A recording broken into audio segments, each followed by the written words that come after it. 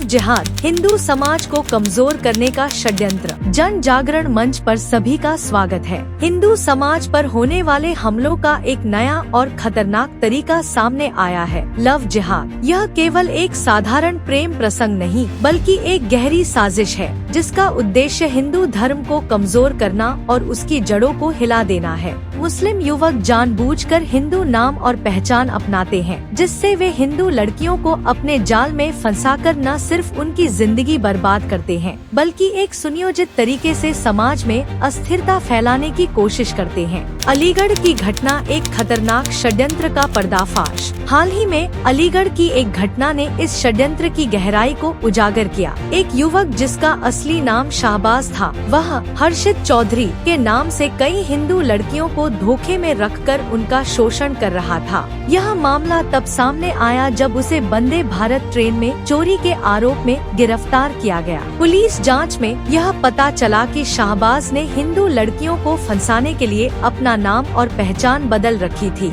यह मामला कोई अकेली घटना नहीं है, बल्कि यह उन हजारों घटनाओं में से एक है जो समाज के सामने आ ही नहीं पाती। लव जिहाद एक सोची समझी साजिश। लव जिहाद को केवल एक धार्मिक षड्यंत्र कहना कम होगा। यह एक बहुस्तरीय योजना है जो कई उद्देश्यों को साधती है। धार्मिक अस्थिरता। हिंदू लड़कियों को मुस्लिम लड़कों के जाल में फंसाकर उनका धर्मांतरण कराया जाता है और हिंदू परिवारों की सामाजिक और धार्मिक संरचना को कमजोर किया जाता है। जनसंख्या वृद्धि का षड्यंत्र। एक बड़े उद्देश्य के तहत मुस्लिम समाज अपनी आबादी बढ़ाने के लिए इस तरह के षड्यंत्र का सहारा ले रहा है। इससे मुस्लिम आबादी बढ़ती जा रही है और इसके परिणामस्वरूप राजनीतिक और सामाजिक वर्चस्व कायम करने की कोशिश हो रही है। हिंदू समाज में फूट डालना। जब हिंदू परिवारों में इस तरह की घटनाएं घटती हैं, तो उनमें दरारें पैदा होती हैं, परिवार आपस में बंट जाते हैं और समाज में तनाव फैलता है। यह षड्यंत्र समाज को भीतर से कमजोर करने का प्रयास है। सरकार की प्रतिक्रिया और कानून का पालन।